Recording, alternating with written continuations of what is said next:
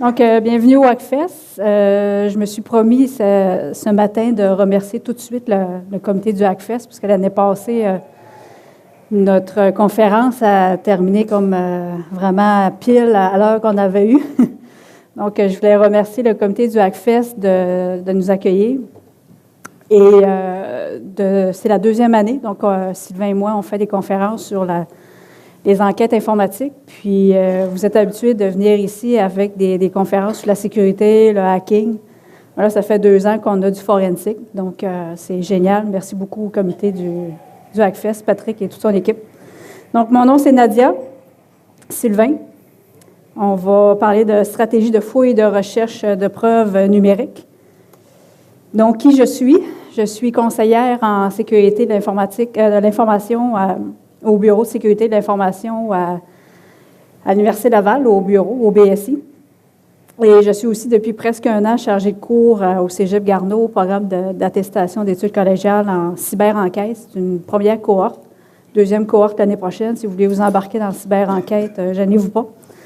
À l'Université Laval, je suis responsable de la gestion des incidents, des tests de vulnérabilité et aussi, naturellement, le soutien informatique aux enquêtes. Et ça fait presque 2 ans que je suis à l'Université Laval et j'aime bien ça. Sylvain? Je suis Sylvain Desharnais, j'ai 25 ans d'expérience dans le domaine. Je suis consultant dans ce domaine-là. J'ai la plus grosse part de mes occupations, ça se dirige vers de la formation. Formation universitaire, formation dans le privé. Je suis auteur d'un certain nombre d'articles. Fait que je m'étends dans plusieurs activités au niveau de l'investigation numérique.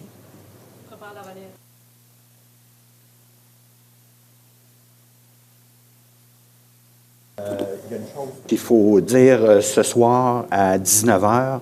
On présente un atelier et ça va être un atelier pratique, c'est-à-dire qu'on va demander aux participants de répéter les expériences, les actions qui vont être faites par les animateurs en avant.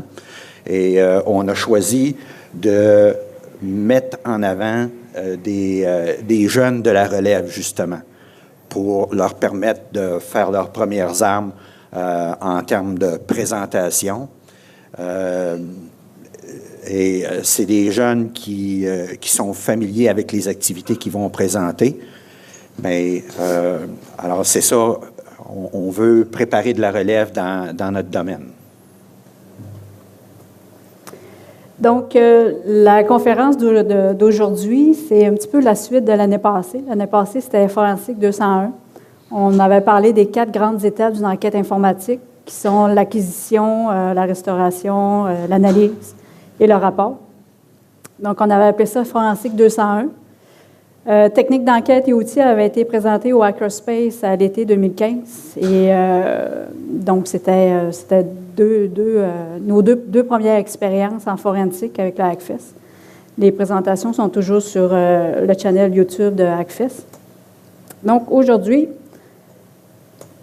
on parle des méthodes pour retracer les données, les preuves sur un disque dur, sur un média, sur une clé USB. On se met dans un contexte pourquoi il faut suivre les normes d'enquête quand on fait une recherche de preuves. C'est naturellement pour aller amener la preuve à la cour. Donc, il faut y aller en respectant les normes. Aussi, il faut avoir des fois, ça peut être aussi tout simplement pour rechercher l'information que quelqu'un a perdue sur un disque dur. Donc, il faut y aller quand même avec certaines techniques. Pourquoi vouloir à tout prix énumérer et décrire les stratégies? On va parler de stratégie aujourd'hui. D'abord, c'est pour mieux comprendre ce qui est possible de faire avec les logiciels, avec les techniques, pour aller rechercher la preuve. Pour mieux planifier aussi notre action, notre plan de match. Quand on est devant un logiciel et qu'on commence notre enquête, il faut avoir un plan de match avant même de l'ouvrir, notre image. Donc, il faut savoir un petit peu dans quoi qu'on va s'orienter pendant l'enquête. Et naturellement, faciliter la divulgation de la preuve ordonnée quand on va la présenter au tribunal, si on va jusque-là. Les stratégies, Sylvain va les présenter, mais ce que je voulais dire aussi sur les stratégies, c'est que quand vous êtes dans un contexte d'enquête criminelle, le crime peut avoir eu lieu dans une maison, dans une forêt, sur le bord de l'eau, une station de métro, n'importe où. Donc, vous allez avec des stratégies différentes. Quand vous enquêtez sur un crime qui a eu lieu dans une forêt, c'est pas pareil que quand ça a eu lieu dans une maison. C'est plus étendu. Donc, les stratégies, dans une enquête comme ça, on va y aller différemment. Donc, aujourd'hui, ce qu'on va vous présenter, c'est les stratégies dans une enquête informatique. C'est un petit peu l'amalgame à faire. On voit souvent le cas où on fait une enquête informatique dans le cas d'un crime. Ce n'est pas le seul contexte qui existe, mais par contre, les précautions qu'on doit prendre quand on enquête sur un crime, c'est des précautions qui sont toujours c'est très méticuleux comme approche. Ce qu'il faut comprendre, c'est que ce soit un crime ou que ce soit une simple infraction ou un simple manquement à l'éthique, les précautions à prendre doivent être les mêmes parce qu'on ne sait jamais où est-ce que ça va se ramasser en bout de ligne. Est-ce qu'on va aller simplement devant l'administration ou si on va se rendre jusqu'à un tribunal administratif ou un tribunal criminel. Donc, le pourquoi on a appelé ça une stratégie, c'est parce que ce n'est pas vraiment des méthodes ou des procédures. Ici, il s'agit simplement d'avoir une approche plus formelle, beaucoup plus structurée de l'enquête informatique. Est-ce qu'on est obligé d'utiliser chacune des 10 stratégies qu'on va vous montrer? Non. Mais par contre, ce qui va arriver bien souvent, c'est qu'on va faire une combinaison idéale de stratégies. Okay? Et pour ça, ce qu'il faut, c'est simplement penser à notre affaire d'avance.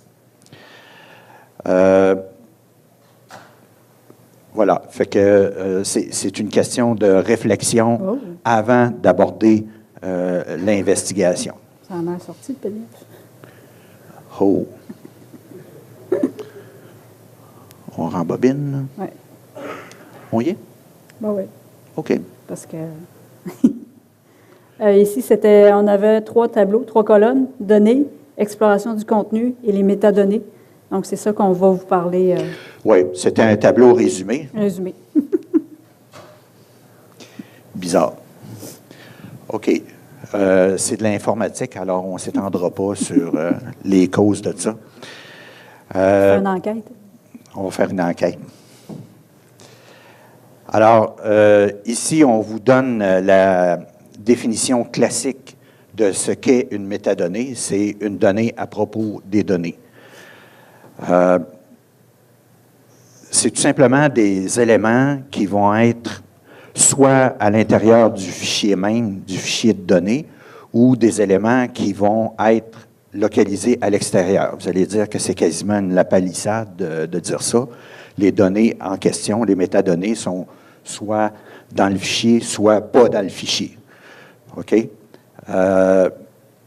C'est tout simplement la raison pourquoi je vous mentionne ça, c'est que selon qu'ils sont à l'intérieur du fichier ou qu'ils sont à l'extérieur du fichier, on va leur donner un nom différent. Donc, on a 5 types de métadonnées.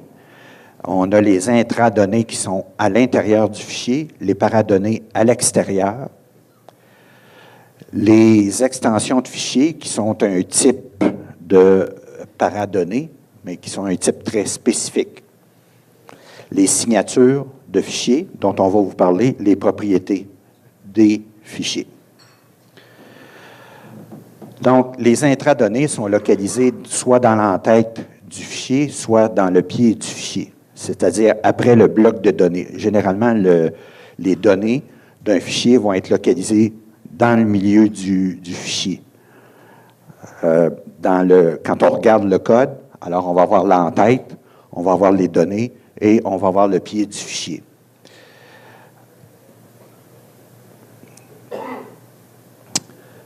La raison pour laquelle c'est important de réaliser qu'il y a une différence entre chacune de ces métadonnées-là, c'est tout simplement, ça nous amène à prendre des précautions quand on va faire de la copie de fichiers. Si on fait une copie simple avec un explorateur de fichiers, les intradonnées vont être emportées. Mais par contre, tout ce qui est de paradonnées va être modifié. Donc, ce qu'on peut trouver dans les intradonnées, on vous donne une courte liste. Ce n'est pas seulement ces éléments-là. On va utiliser des logiciels, entre autres, pour faire de l'exploration d'intradonnées. Par exemple, dans les JPEG, on va utiliser GeoSetter. Pour d'autres types d'informations, on va utiliser des éditeurs hexadécimaux. Ici, HXD, que je vous présente, c'est un éditeur hexadécimal pour des fins forensiques. C'est un éditeur hexadécimal gratuit. Il y en a d'autres qui existent, qui sont vraiment d'une meilleure qualité, entre autres WinHex, mais celui-là, pour pouvoir mettre la main dessus, c'est 150 $ canadiens par année. OK? 150 $ pour une licence à vie, mais vous êtes abonné pendant 2 ans aux mises à jour. Un exemple d'intradonnées, si vous regardez les intradonnées en question, c'est un fichier JPEG et on retrouve le titre de la photo, l'appareil qui a pris cette photo-là, la date de la photo et l'auteur de la photo en question. Donc, il y a beaucoup plus d'informations à l'intérieur de ça. Par exemple, on pourrait, à l'intérieur d'une photo, ça va arriver souvent qu'on va retrouver des coordonnées topographiques. L'altitude, la direction dans laquelle l'appareil pointait au moment de la prise de photo, la localisation GPS, etc. À l'intérieur d'un fichier Word, un type d'intradonnées, on va retrouver les versions précédentes du document. Pour les paradonnées, on va retrouver ça généralement dans les catalogues. Chaque type de système de fichiers, on va se retrouver avec un index qui permet de retracer les fichiers à l'intérieur de la partition. Et c'est un genre de catalogue. Alors, le catalogue, qu'est-ce qu'il dit?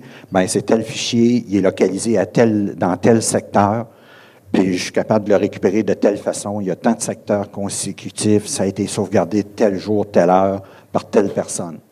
Donc, ces paradonnées-là, on peut les emporter quand on fait une copie forensique d'un fichier. Ce qui permet de faire une enquête sur les paradonnées sur le fichier en question. Alors, si vous regardez à l'écran, les paradonnées en question, c'est les paradonnées du fichier JPEG que je vous présentais il y a quelques minutes. Donc, on va voir la date, qui est 4 blocs. On va voir le titre, on va voir l'extension. Un petit peu plus loin, on va voir les secteurs dans lesquels c'est sauvegardé. Mais tout ça, c'est codé. Donc, pour pouvoir faire enquête là-dessus, il faut être en mesure de décoder. Donc, il faut savoir à quel endroit les informations se trouvent, puis comment les convertir en données standards. Alors, une date qui s'exprime comme 00CA E2 10 2E B7 CE 01, si vous présentez comme ça à la cour, le juge va faire comme... Du chinois. C'est pas une preuve. Mais par contre, si vous en faites une interprétation, puis que vous dites que c'est au mois de juin 2003, là, il va accepter ça. Probablement parce qu'il n'est pas capable de dire le contraire, mais en tout cas. Il a besoin de vous pour la décoder. Extension de fichier. Donc, extension de fichier, vous savez tous c'est quoi? C'est ce qui suit notre petit point .doc, .jpeg, .pdf. Donc, sont utilisés pour le système d'exploitation pour faire le lien entre le fichier et le logiciel qui l'a créé. C'est aussi un moyen de camouflage par excellence pour les utilisateurs malveillants et nos pirates et... Ceux qui sont naïfs. Naïfs parce que c'est très facile à détecter. Et ça envoie aussi comme message, bien, si j'ai utilisé des techniques pour camoufler l'information, bien, c'est parce que j'avais l'intention de cacher mon information. Et qui dit intention dit mens rea, et après ça, bien, c'est lactus reus. Donc, l'intention est là et ça cache quelque chose. Donc, c'est détectable quand même assez facilement. Le plus utilisé, oui, c'est ça, donc pour cacher l'information. Mais avec les logiciels que vous allez voir ce soir, si vous venez à l'atelier, c'est très facile. On a une fonction qui s'appelle mismatch. Donc, le mismatch va détecter, il va vous indiquer tout de suite le fichier que l'extension a été changée. Ça nous donne quand même l'information de filiation, si on peut dire, donc de mettre en place donc une exploitation du fichier lorsqu'on n'a pas le logiciel original. On va quand même être capable de faire quelque chose avec. Et on va, par exemple, quand vous êtes dans votre explorateur Windows, vous allez voir vos extensions, mais il ne faut pas y croire toujours. On va le voir avec FTK Major et Autopsy ce soir. Donc, signature de fichier, ça va très bien de pair avec l'extension quand on change notre extension de fichier, un .jpeg au lieu d'un .doc. Donc, c'est les 2 à 8 premiers octets du début de fichier qu'on a vu tantôt. On peut l'avoir, non, on ne l'a pas. Donc, c'est ça, c'est les premiers octets de l'entête. On appelle ça le chiffre magic ou le magic number, le magic bytes. C'est là qu'on va voir réellement c'est quoi qu'on avait comme fichier. Donc, si on a un JPEG et qu'on le transfère en .doc et qu'on l'ouvre dans un hexadécimal, on va voir tout de suite, notre entête, c'est FFD8 et non pas un .doc. Et encore là, FTK Major et Autopsy va vous indiquer que c'est un mismatch. Donc, et quand vous allez ouvrir, vous autres, des fois, on essaie d'ouvrir un JPEG, puis on n'est pas capable de l'ouvrir, ça vous dit non, c'est pas un JPEG que vous essayez d'ouvrir. Donc, ça vous donne des erreurs Windows comme ça. Et on voit la FFD8, c'est notre indication que c'est un JPEG. Là, on a une image montagne-grenat.jpg. Et on voit FFD8 tout de suite en partant, donc on sait qu'on a affaire à un JPEG. Mais la personne a peut-être créé un .doc, mais on le voit tout de suite. Voulais-tu ajouter quelque chose ou non? Okay. Ici, je vous ai mis, parce que les PDF des présentations seront disponibles après le Hackfest. C'est un site qui vous fournit toutes les entêtes de fichiers. Les signatures, c'est super intéressant parce que peut-être que Sylvain connaît tout ça par cœur, mais pas moi. Donc, c'est très bon. Il y a plusieurs formats qui sont là. Et c'est intéressant à avoir près de soi quand on fait une enquête. Propriété de fichier. Oui.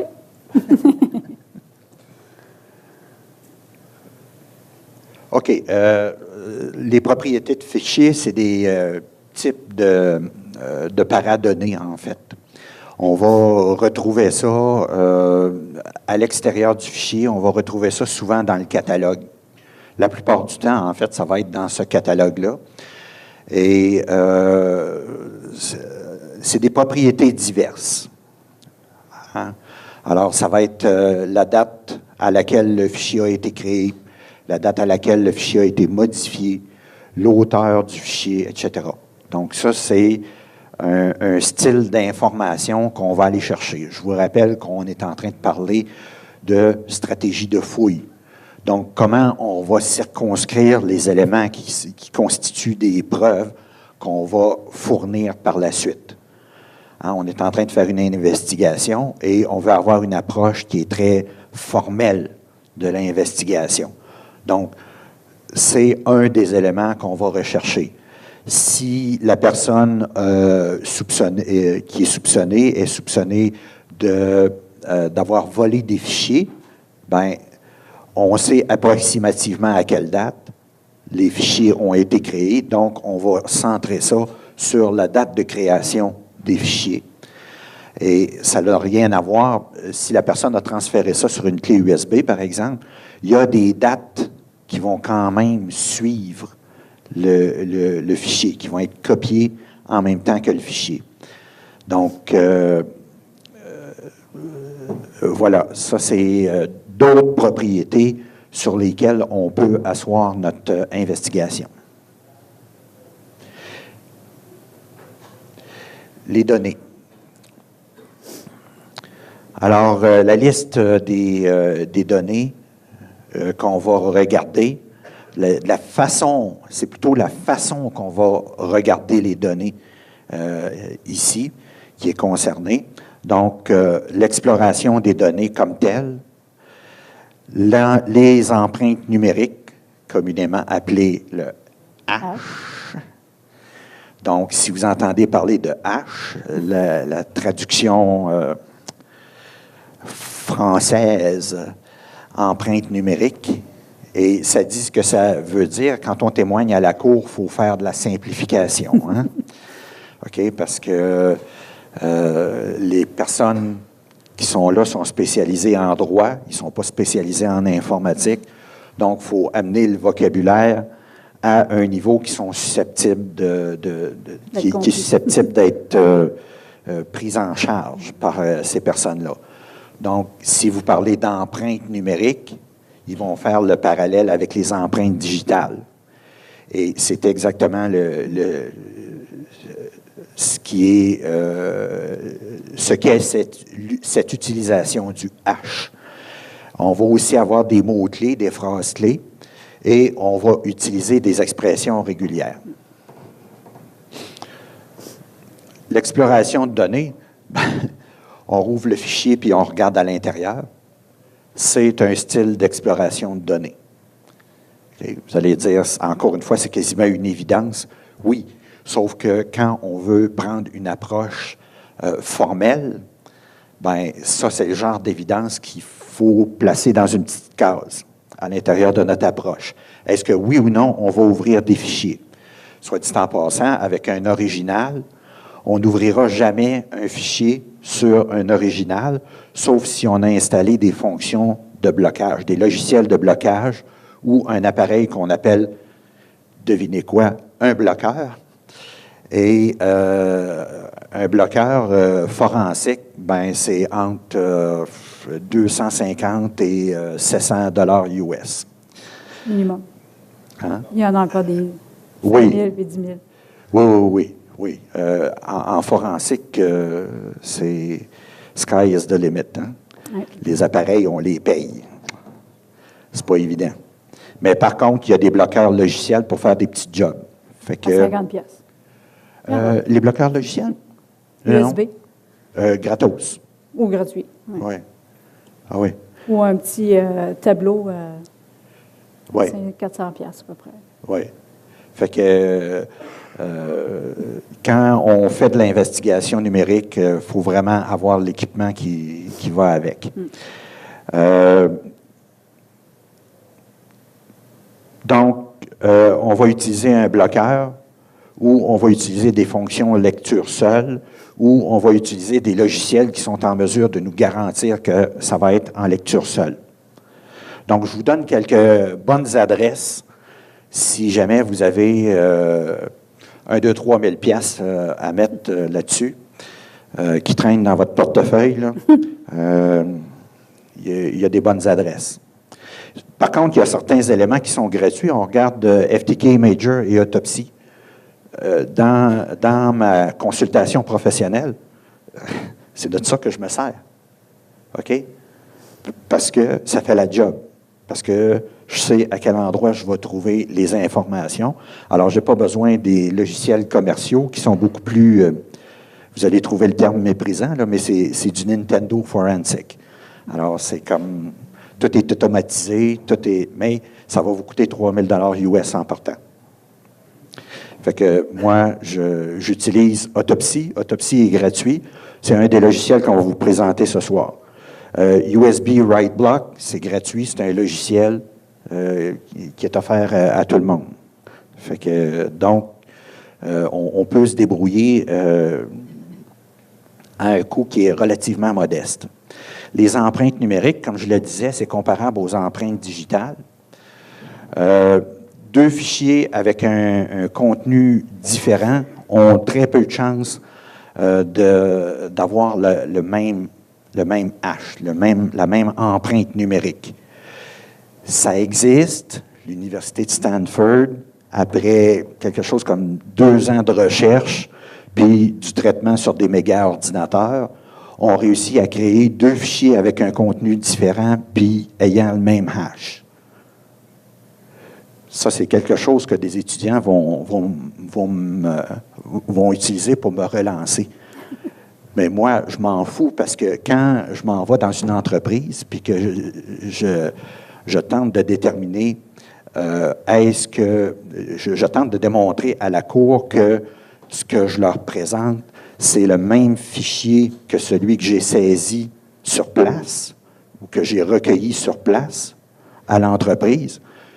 De 1, ça a le même hash, puis de 2, la preuve, je l'ai ramassée, je l'ai sécurisée, puis j'ai tenu mon coude dessus tout le long. Entre le moment où je l'ai recueilli puis le moment où je l'ai présenté à la Cour, c'est moi qui ai eu le contrôle. Fait que donc, il n'y a personne qui est venu le modifier puis qui a pris 2 ans avec des méca-ordinateurs pour venir faire la modification du fichier. OK? Donc, c'est une forme de corroboration que le travail a été fait correctement. Donc, ce qui va arriver, c'est qu'on va calculer les empreintes numériques le plus tôt possible dans le processus d'investigation.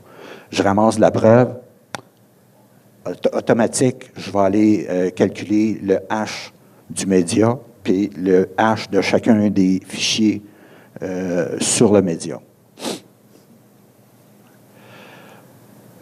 Quelques logiciels, donc, qui font du calcul efficace à cet égard-là. Les trois qui sont mentionnés sont gratuits. On commence à avoir un bon lot de logiciels gratuits. Donc, ça, c'est quelque chose qui est... Mais il faut connaître sa business. Qu'est-ce que le logiciel fait, puis qu'est-ce que tu veux démontrer en bout de ligne. Ça, donc, on a des jeux d'empreintes numériques. On va utiliser ça à 2 grands objectifs. On va vouloir exclure les fichiers dont on connaît la provenance, comme par exemple, quand vous installez un système Windows, il y a un certain nombre de fichiers. Il y a très peu de chances que ces fichiers-là contiennent des preuves relativement à votre enquête. Donc, vous ne voulez pas les voir, ces fichiers-là. Donc, on va s'en servir pour les sortir des fichiers qui vont être affichés dans l'interface. Ça va venir nous dire, regarde-les même pas, ce fichier-là. Il ne sera pas utile. Ou, comme par exemple, dans le cas de vol de documents, ben, on va être capable de calculer l'empreinte numérique du document qui a été volé, puis on va tout simplement chercher ce hash-là. Donc, on est en train de sauver du temps parce qu'on va aller directement sur la preuve à ce moment-là. Il y a des jeux d'empreintes numériques. L'adresse qui vous est donnée, c'est justement un jeu d'empreintes numériques pour faire d'une part de l'exclusion et d'autre part, il y a toutes sortes de fichiers, par exemple en pédoporno, en pornographie infantile, qui sont stockés dans ce jeu d'empreintes numériques-là. Logiciel efficace, encore une fois. On peut toutefois constituer son propre jeu d'empreintes numériques. Donc, si vous enquêtez sur un document qui a été volé, il est possible de formater un jeu d'empreinte numérique. Il faut juste savoir comment c'est fait. C'est un fichier CSV tout bête qui est utilisé. Mais il faut faire le formatage correctement. Il faut que les champs se suivent dans la bonne séquence, tout simplement. D'ailleurs, ce soir, on va utiliser un de ces jeux-là que j'ai fabriqué. Et le montage de ça, c'est quand tu sais comment le faire, simple, très, très simple. Recherche par mots-clés, ça, si vous allez à la cour, vous allez vous rendre compte que les avocats, ils n'ont que ça en bouche. C'est un bon moyen de faire de la recherche d'informations, mais ce n'est pas le moyen. OK? C'est-à-dire, il ne faut pas juste faire de la recherche par mots-clés, parce que c'est trompeur. Il y a certains fichiers qui ne sont pas visités. Quand on fait, avec Windows Explorer, quand on fait une recherche par mots-clés, il y a des fichiers qui sont sortis, qui ne sont même pas visités. Donc, c'est plus ou moins bon quand c'est fait n'importe comment. Mais par contre, quand on utilise un logiciel qui est capable de faire la job, comme Autopsy,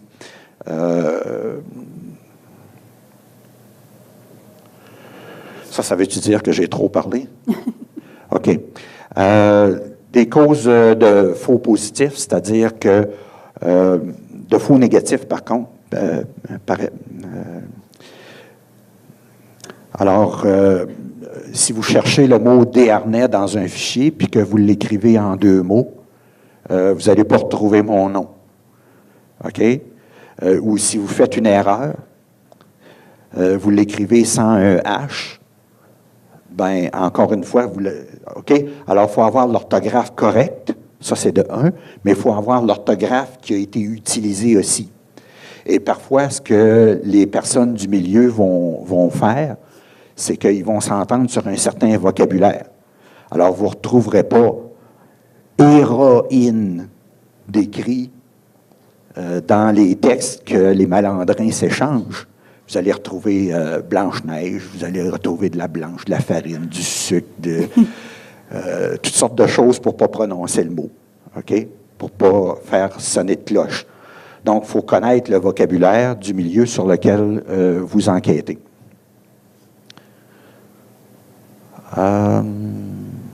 Oui, il y a aussi que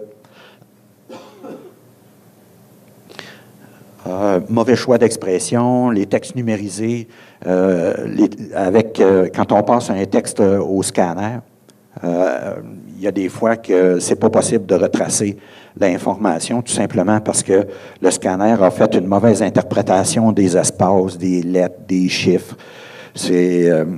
Alors, le OCR a été fait, puis même avec les logiciels d'excellente qualité, cette contrainte-là, ce problème-là existe. Recherche par expression régulière, je vous en donne un exemple. Les numéros de téléphone. Alors, si je recherche le numéro de téléphone 1, 2, 3, 4, 5, 6, 7, 8, 9, 0, je vais retrouver forcément ce numéro de téléphone-là s'il est écrit comme ça sur mon média, sur le média sur lequel je suis en train d'enquêter. Mais par contre, si j'utilise une expression régulière, non seulement je vais retrouver ce numéro de téléphone-là, mais je vais retrouver tous les numéros de téléphone qui sont sur ce média-là.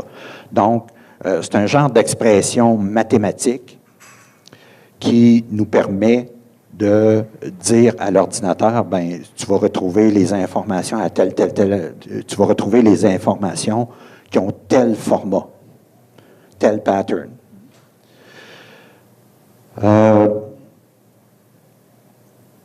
Recherche par expression régulière, ben, ça demande d'indexer d'abord le média. Indexer, c'est tout simplement faire l'inventaire de chacun des octets qui sont sauvegardés sur le média. Donc, c'est extrêmement long. Et ça, on va faire ça juste en cas de besoin. Prend des heures et des heures. Oui, des heures. Exploration de contenu. Donc, nos stratégies, quand on fait l'exploration de contenu, c'est quoi? C'est l'arborescence. Les lieux probables. Vous normalement, cette preuve-là devrait être à cette place-là. Vestiges d'informations et informations furtives. Et comme dit Sylvain, les deux dernières, c'est des bouffetants parce que c'est beaucoup plus long pour un débutant. Donc, stratégie qui devrait être utilisée d'entrée de jeu. La première chose qu'on va faire, c'est l'arborescence, c'est l'exploration de contenu. Quand vous allez ouvrir dans votre logiciel préféré, par exemple FTK ou Incase ou Autopsy, quand vous ouvrez une image d'un disque dur, vous regardez l'arborescence, vous devez tout de suite faire la différence entre un système de fichiers Windows ou Mac ou Linux. Donc, vous allez savoir tout de suite, je suis dans un terrain connu, je suis dans un système Windows, je suis dans un système Linux. Donc, ça va être beaucoup plus facile en regardant l'arborescence et le contenu comme ça. On va savoir à quoi qu'on a affaire beaucoup plus facilement. Il y a aussi que ça nous permet de savoir quel genre de logiciels sont installés sur l'appareil. Ou pas installés. Ou pas installés. On dit que c'est la stratégie la plus payante au niveau de la qualité de la preuve, mais c'est une parmi tant d'autres, comme on disait tantôt. L'arborescence, donc on va naturellement retracer facilement les noms de répertoire, les noms de dossiers, les noms de fichiers. C'est très facile et comme je disais tantôt, on va voir avec quel logiciel qu'on est en présence sur le disque dur. Donc, la personne s'y a installé un TrueCrypt ou un programme qui s'appelle Wipe My Files, bien, on va savoir tout de suite dans l'arborescence, dans le programme Files, que, oups, il a installé des logiciels pour camoufler, cacher ou supprimer des données. Donc, c'est comme ça qu'on va le voir. On va le voir rapidement. Donc, FTK, Major, Autopsy sont excellents dans l'arborescence de nous présenter ça. Puis, on va voir naturellement aussi la taille des fichiers, on va voir la configuration du disque dur, les partitions. Donc, on a énormément d'informations juste en regardant l'arborescence.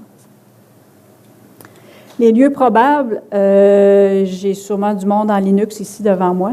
Donc, par exemple, si vous cherchez les logs, vous savez que c'est dans Varlog, normalement.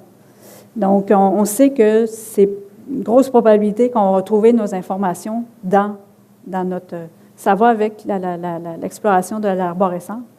Mais comme on disait aussi, selon si c'est une infraction, c'est un manquement à la sécurité, un incident de sécurité, une enquête, ça va être facile pour nous quand on connaît bien notre système de fichiers, on va aller quand même assez rapidement vers l'endroit qu'on pense qu'on va avoir de la preuve facilement à aller collecter. Lieu probables, oui, c'est ça. Les types d'entorses, complices, faiblesse de la sécurité, bref, c'est lieu probable et arborescence, c'est vraiment facile à utiliser comme stratégie, lié avec ça, après ça, avec les mots-clés ou les expressions régulières. L'information furtive ressemble à l'exploration des lieux probables et s'y associe souvent, contrairement à la stratégie précédente, les données sont sauvegardées à l'insu de l'utilisateur. Donc, par exemple, vous installez un logiciel, vous savez que ça va s'installer dans le programme Files, mais il va aller mettre plein d'informations dans sa base de registre ou dans d'autres répertoires. Donc, c'est à l'insu de lui, donc ça va avec.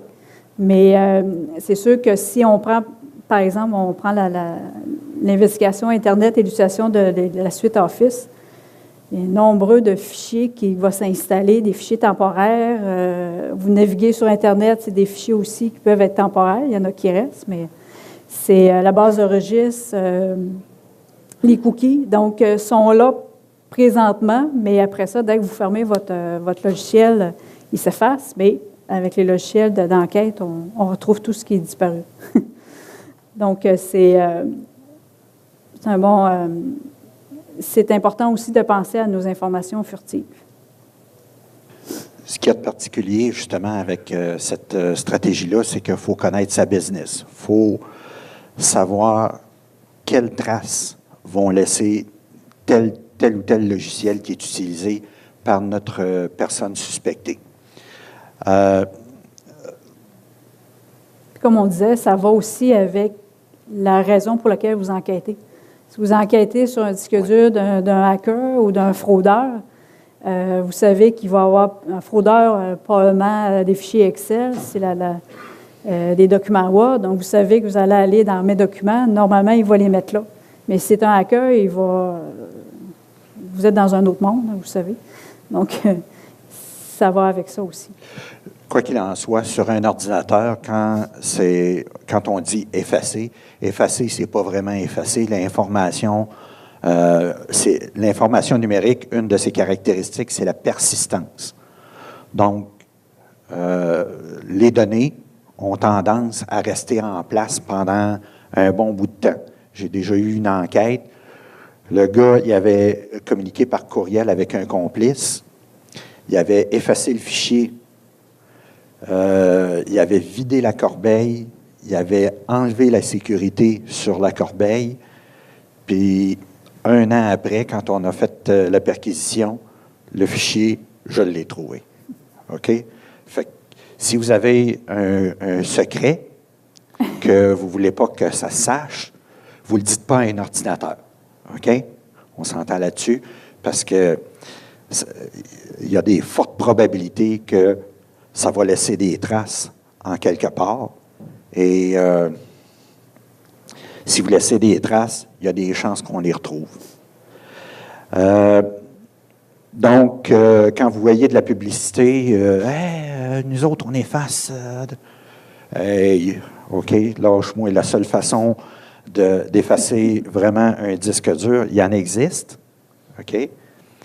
Mais probablement que la méthode la plus simple, ça s'appelle une masse de 10 livres. Fait que si vous voulez effacer des informations d'un média, c'est probablement le meilleur outil. Mais par contre, il existe des bonnes méthodes pour sécuriser des médias. Ça existe. Faire de la septisation de médias. OK. En ce qui a trait, quand on parle de Slack de fichiers, le concept est bien simple. Je crée un fichier de 4000 octets et avec de l'information à l'intérieur. Ensuite de ça, je l'efface, puis je recrée un nouveau fichier qui est de juste 2000 octets. Alors, il y a comme un 2000 octets qui reste encore sur le média, qui va continuer à persister, qui va rester là pendant des années. Donc, c'est possible de retracer ça. L'idée qui est en arrière de ça, par exemple, dans certains JPEG de certaines caméras, on va retrouver jusqu'à 3 photos similaires de différentes qualités. Okay? On voyait Montagne de Grenoble tantôt, on va la voir ce soir. C'est 3 photos encastrées les unes dans les autres, à l'intérieur du même fichier. Donc, si vous écrasez juste le début du fichier, vous n'écrasez pas les photos subséquentes. Alors, vous commencez à écraser la photo numéro 1, qui est dans le même fichier, mais les 2 autres vont être préservés quelque part pendant un certain temps.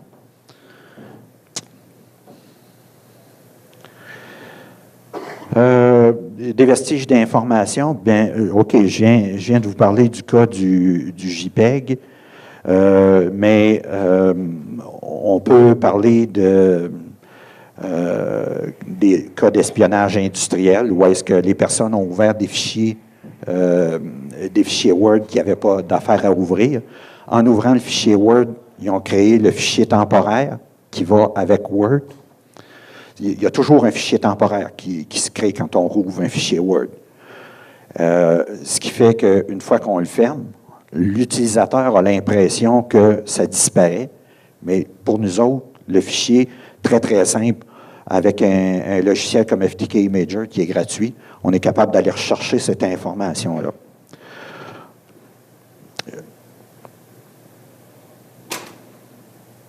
Oh. Conclusion.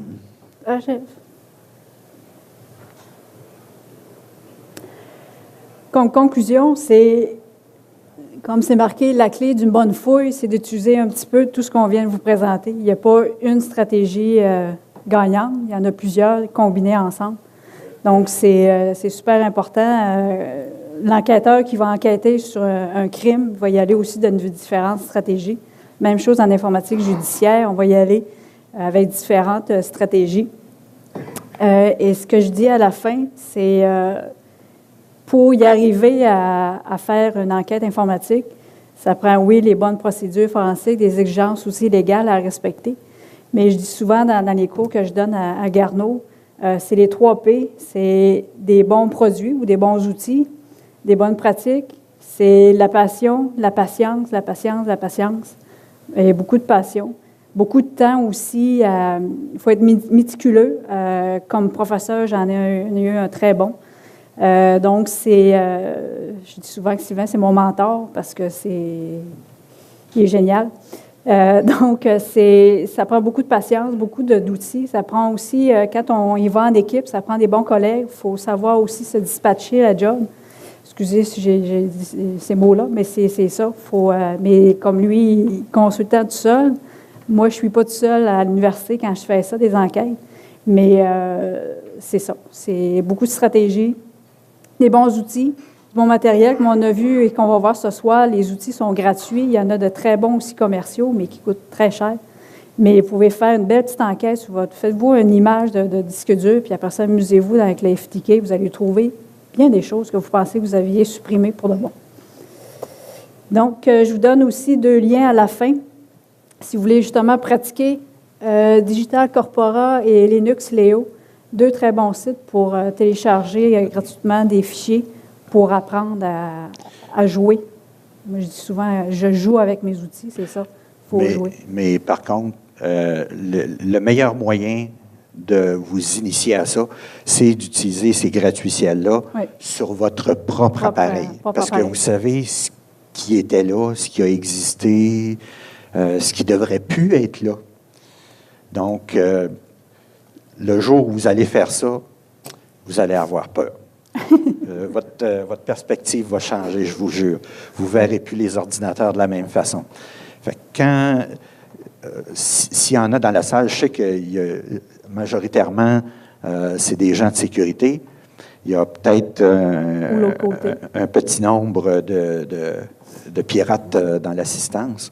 Bien, méfiez-vous parce que quoi que vous fassiez, ça laisse des traces.